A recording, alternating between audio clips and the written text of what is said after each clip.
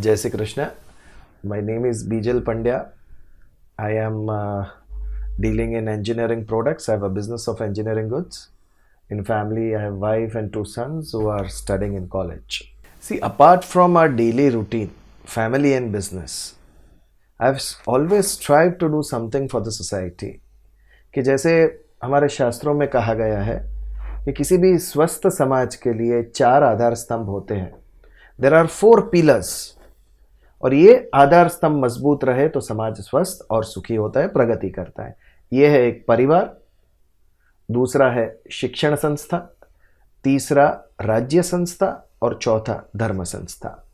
ये सभी को मजबूत करने के लिए हमें योगदान देना चाहिए सेल्फलेसली.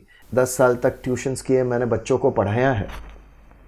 उसके अलावा ट्यूशन्स जब बंद किए तो I started giving my time to my country, राज्य सत्ता.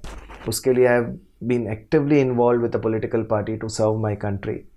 और पिछले 4-5 साल से धर्म संस्था को मजबूत करने के लिए I am doing these Bhagavad Gita satsangs. बचपन से ही ज्ञान के प्रति एक ज़बरदस्त आकर्षण था. धीरे धीरे ये शौक जो नॉवेल से शुरू हुआ, फिर फिक्शंस, फिर फैक्ट्स, हिस्टोरिक, वो अध्यात्मक के तरफ बढ़ा. जब मैंने संतों के प्रवचन सुने भगवद गीता के ऊपर, तो उसके ऊपर बहुत ही मुझे आकर्षण हुआ कि क्या है भगवद गीता, मुझे स्वयं समझना है. और उसके बाद यहाँ से जर्नी शुरू हुई. आचार्य विनोबा भावे जी की, पांडुरंग शास्त्री आठवले जी की, लोकमान्य तिलक का गीता रहस्य और गीता प्रेस गोरखपुर, बहुत सारी भगवद गीताएं पढ़ी.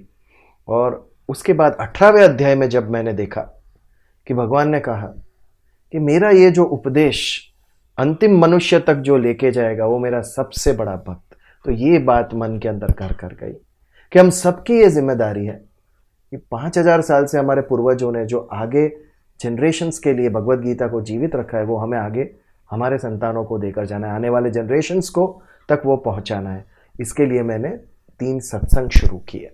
जब हम इतना ज़बरदस्त आध्यात्मिक ग्रंथ पढ़ते हैं तो हमारा भी एक परसेप्शन, आउटलुक चेंज होता है कि ये जो जीवन मरण की यात्रा है वो हम समझते हैं. मैं कौन हूँ ये समझ में आता है. ये संसार में मेरा कार्य क्या है, ये विश्व क्या है, ईश्वर क्या है, ये हम सबका संबंध क्या है, हम एक दूसरे के साथ हमारा व्यवहार कैसा होना चाहिए, वाणी कैसी होनी चाहिए, ये सब जीवन जीने की समझ हमें भगवद गीता से प्राप्त होती है. तो जब आउटलुक चेंज होता है तो हमारे एक्शंस चेंज होती है. और जब एक्शन चेंज होती है और हम समझते हैं कि हमारी ड्यूटी क्या है, तो एक बहुत ही ज़बरदस्त सुकून हमें प्राप्त होता है. हमारे पहले जो 2 आश्रम व्यवस्था थी, ब्रह्मचर्य और गृहस्थ आश्रम, ये आप कह सकते हो कि स्वयं के लिए है. कि पहले ब्रह्मचर्य में हमने ज्ञान प्राप्त किया और वो ज्ञान से गृहस्थ आश्रम में हमने हमारी जिम्मेदारी पूरी की. अब सेकेंड इनिंग इज वनप्रस्थ एंड संन्यास आश्रम. वनप्रस्थ में हमने जो सीखा है, जो एक्सपीरियंस हमने गेन किया है, वो समाज के लिए हम एफर्ट्स दे, हमारा समय दे समाज के लिए. और फिर संन्यास आश्रम यानी मैं और मेरा ईश्वर, हाउ टू रीच गॉड, ये लास्ट चरण में हमें समझना है. तो हमारा जो सेकेंड इनिंग है वो हमारा जीवन सार्थक करेगा एज अ मनुष्य. बाकी अन्य पशु पक्षी सब 2 ही इसमें जीते हैं, स्वयं के लिए ही जीते हैं. अन्य के लिए कुछ करना, ये समझ केवल मनुष्य को प्राप्त हुई है और ये मनुष्य का धर्म है. वेद कहता है कि परम पुरुषार्थ किसे कहा वेद ने? आत्मा का परमात्मा में विलीन होना, यानी मोक्ष प्राप्त करना. ये केवल मनुष्य जन्म में ही संभव है. तो ये तो हमारा अल्टीमेट गोल हो गया. लेकिन ये जो देह प्राप्त हुआ है, ये जो जीवन प्राप्त हुआ है 70-80 साल, इसे हम सार्थक कैसे बनाए, इसके लिए एक तो समाज के प्रति हमारी जिम्मेदारी और स्वयं के प्रति जो हम आज तक नहीं कर सके हैं, हमारे मन में जो दबे हुए स्वप्न है, हमारी जो इच्छाएं हैं, आकांक्षाएं हैं, उसे बाहर लाने का ये समय है सेकंड्स इनिंग्स. आप सभी से मैं निवेदन करता हूं कि आप भी स्वयं भगवत गीता को पढ़िए.